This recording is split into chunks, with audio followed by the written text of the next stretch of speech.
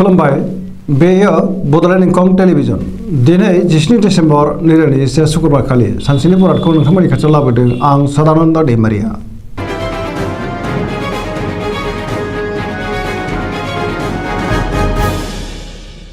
सिगां फरायनादों मेष राशि गिबि हांखो अ ल दिनैनि साना जोबोर मोजां जेरावबो देरहासार जानो हागोन गोजोन आरो गाहाम थासारि फैगोन जेरावबो बयजोंबो अनसायजागोन मावनो लानाय खामानिखौ थि समावनो मावफुंनो हागोन गोसोखौ दिनै जोबोर गोजोननाय मोनगोन देहाया मोजाङै थागोन अब्लाबो नाथाय जानाय लोंनायाव सांग्रां जानाया गाहाम बहानिफ्रायबा मोजां खौरां फैनोबो हागौ रांखावरियाव दिनै जोबोर मोजां आरजिनाय धोनखौ दोनथुमनो हागोन आयाबो बांगोन बेफार फालांगियाव मोजां मुलाम्फा मोनगोन सोरबा लोगोनि हेफाजाब मोननो हागोन बहानिफ्रायबा मोजां खौरां फैनोबो हागौ न'खराव दिनै बिसि फिसायनि गेजेराव अननानै फैगोन बिदा फंबायजों मोजां सोमोन्दो थागोन बिमा बिफानि बोर मोनगोन बहाबा थांनांगौब्ला दिनै जोबोर मोजां आरो मोजाङैनो हान्थिनोबो हागोन गुबुननि गोसोखौ गोरलैयैनो बोनो हागोन गोसोनि बोलोआ बांगोन समाजावबो मान मोनगोन लाइमोनफ्रा मोजां खौरां मोनगोन गोसोआ दिनै जोबोर रमान्टिक जागोन आरो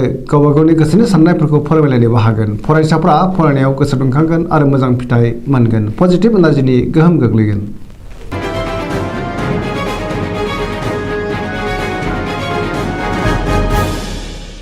वृष राशि गिबि हांखो इ उ ब दिनैनि साना जोबोर मोजां सोरजोंबा बाख्नाय जागोन समाजाव मान मोनगोन मावनो लानाय खामानिखौ थि समावनो मावफुंनोबो हागोन गोसोखौ जोबोर गोजोननाय मोनगोन गोसोनि बोलोआ बांगोन सिगांनि बबेबा आद्रा खामानिखौबो दिनै मावफुंनो हागोन रांखावरियाव जोबोर मोजां होनजायो गोबां धोन आरजिनो हागोन बेफार फालांगियावबो जोबोर मोजां मुलाम्फा मोनगोन न'खराव बिदा फंबायजों मोजां सोमोन्दो थागोन बिसि फिसायनि गेजेराव अननानै फैगोन देहायाबो मोजाङैनो थागोन गुबुननि हेफाजाब मोननो हागोन जायखि खामानि मावा मानो मोनफ्रोमबो खामानिखौनो दिनै मावफुंलांनो हागोन बहानिफ्रायबा मोजां खौरां मोनगोन लोगोफोरनि अनसायनाय मोनगोन गोसोनि साननायफोरा मोगथाङाव जाफुंगोन पजिटिभ एनार्जिनि गोहोम गोग्लैगोन गोसोआ दिनै जोबोर रमान्टिक जागोन आरो लाइमोनफोरा गोसोनि साननायखौ फोरमायलायनोबो हागोन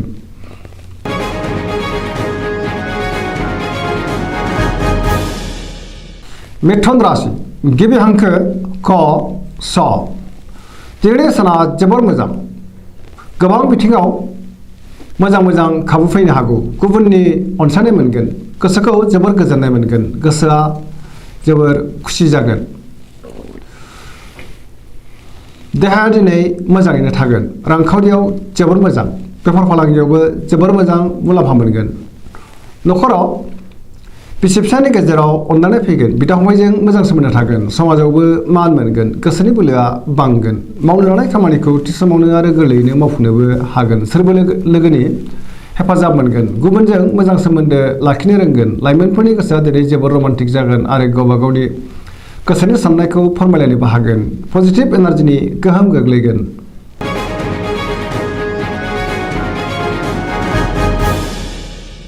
कर्कट राशि गिबि हांखो ड ह दिनैनि साना जोबोर मोजां सोरबा लोगोनि हेफाजाब मोननो हागौ गोसोनि साननायफोरा मोगथाङाव जाफुंगोन गोसोआव पजिटिभ साननाय फैगोन मावनो लानाय खामानिखौबो दिनै गोरलैयैनो मावफुंनो हागोन रांखावरियाव जोबोर मोजां बेफार फालांगियावबो जोबोर मोजां होनजायो न'खराव दिनै बिसि फिसायनि गेजेराव अननानै फैगोन बिदा फंबायजों मोजां सोमोन्दो थागोन देहायाबो मोजाङै थागोन गोसोखौ दिनै जोबोर गोजोननाय मोनगोन गुबुननि हेफाजाब मोनगोन समाजाव गोबां मान मोनगोन फरायसाफ्रा फरायनायाव गोसो दुंखांगोन आरो मोजां फिथाइ मोनगोन लाइमोनफोरनि गोसोआ दिनै जोबोर रमान्टिक जागोन आरो गावबा गावनि गोसोनि साननायफोरखौ फोरमायलायनोबो हागोन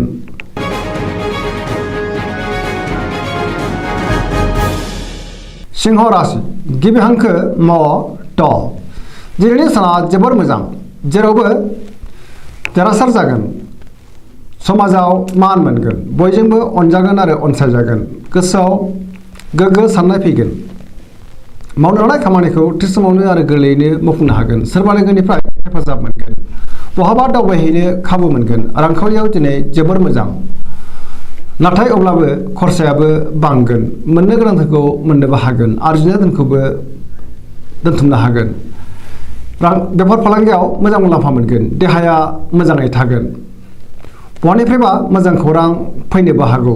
गोसोनि साननायखौ गुबुननो फोरमायनो हागोन। न'खराव बिसि फिसायनि गेजेराव अनलायनाय फैगोन। समाजाव गोबां मान मोनगोन। गुबुननि गोसोखौ बोनो हागोन। पजिटिभ एनार्जिनि गोहोम गोग्लैगोन। जायखि खामानि मावामानो मोनफ्रोमबो खामानिखौनो दिनै गोरलैयैनो मावफुंनो हागोन।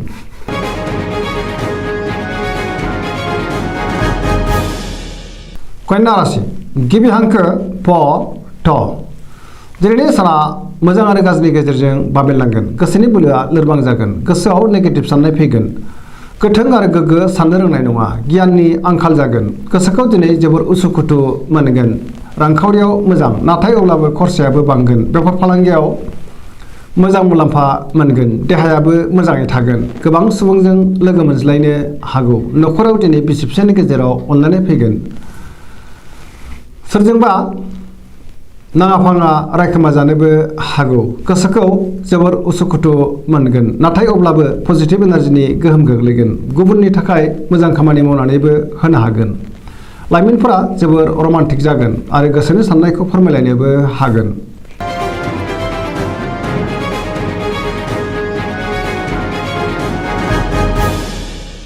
तुला राशि गिबि हांखो र ट। दिनैनि साना जोबोर मोजां। गोसोखौ जोबोर गोजोननाय मोनगोन। गोसोनि साननायखौ गुबुननो फोरमायनो हागोन। मावनो लानाय खामानिखौ थि समावनो मावफुंनो हागोन।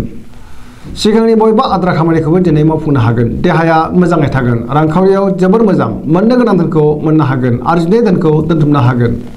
न'खराव बिसि फिसायनि गेजेराव अनलायनाय फैगोन। समाजाव मान मोनगोन। बेफार फालांगियावबो मोजां मुलाम्फा मोनगोन। गुबुननि गोसोखौ बोनो हागोन। लाइमोनफोरनि गोसोआ दिनै जोबोर रमान्टिक जागोन आरो गावबा गावनि गोसोनि साननायखौ फोरमायलायनोबो हागोन। फरायसाफ्रा फरायनायाव गोसो दुंखांगोन आरो मोजां फिथाइ मोननोबो हागोन। पजिटिभ एनार्जिनि गोहोम गोग्लैगोन।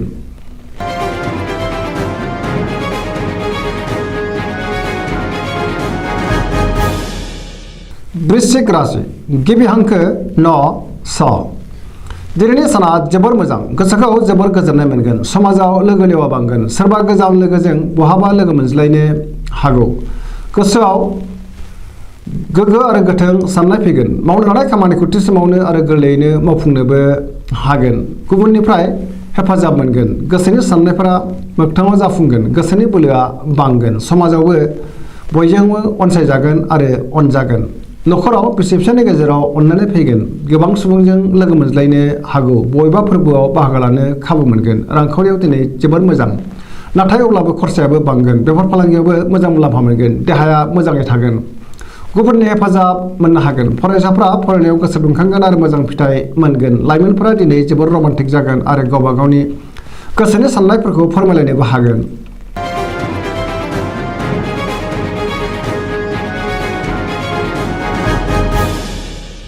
धनु राशि गिबि हांखो ढ फ भ।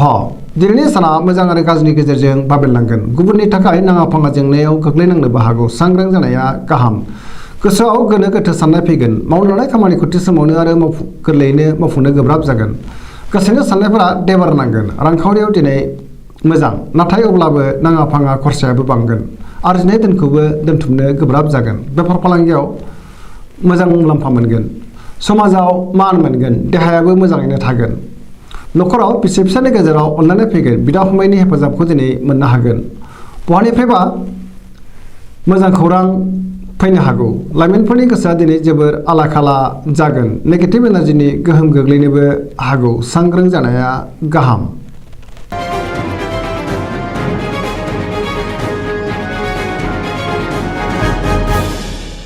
मकर राशि गिबि हांखो ख ज। दिनैनि साना जोबोर मोजां। गोसोनि बोलोआ बांगोन। गोसोनि साननाया जाफुंगोन।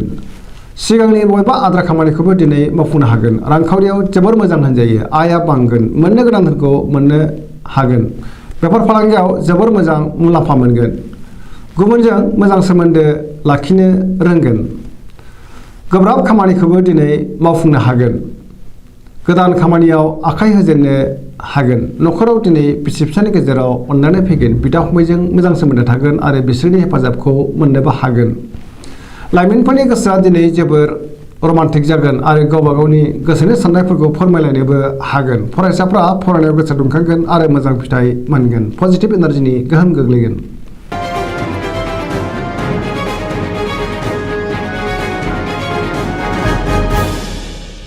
कुम्भ राशि गिबि हांखो ग स स। दिनैनि साना मोजां आरो गाज्रिनि गेजेरजों बाबेनलांगोन। गोसोआव जिंगा फैगोन। गोसोनि बोलोआ लोरबां जागोन।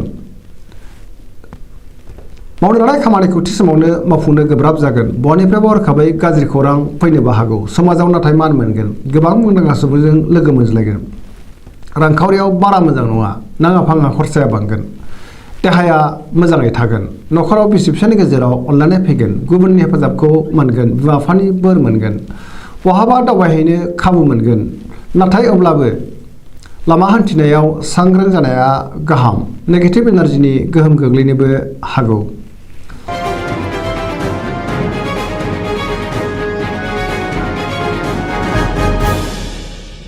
मीन राशि गिबि हांखो ड स। दिनैनि साना बारा मोजां नङा।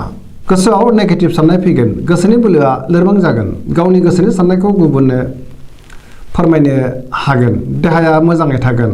अब्लाबो नाथाय जानाय लोंनायाव सांग्रां जानाया गाहाम। गोबां रोखोमनि देहायारि जेंनायाव गोग्लैनांनो हागौ। गोजोननि आंखाल जागोन। रांखावरियाव मोजां। आयाबो बांगोन। बेफार फालांगियावबो मोजां। न'खराव अननानै फैगोन। गोसोनि बोलोआ बांगोन। सोरजोंबा रायखोमा जानोबो हागौ। लाइमोनफोरनि गोसोआ दिनै जोबोर आला खाला जागोन। फरायसाफ्रा फरायनायाव गोसो दुंखांगोन आरो मोजां फिथाइ मोनगोन। धोरोमारि बिथिङावबो गोसो दुंखांगोन। गोसोनि साननायखौ गुबुननो फोरमायनो हागोन। दिनैनि राशि फरायनाया एसेनोसै। जोबनायाव बेखौनो खावलायो जाहाथे नोंथांमोना सानफ्रामबो जोंनि बे बड'लेण्ड इंखं टेलिभिजनखौ नायबाय थायो आरो साबस्क्राइब खालामो, लोगोसे लाइक खालामो आरो शेयार खालामो। एसेनोसै, गोजोन्थों।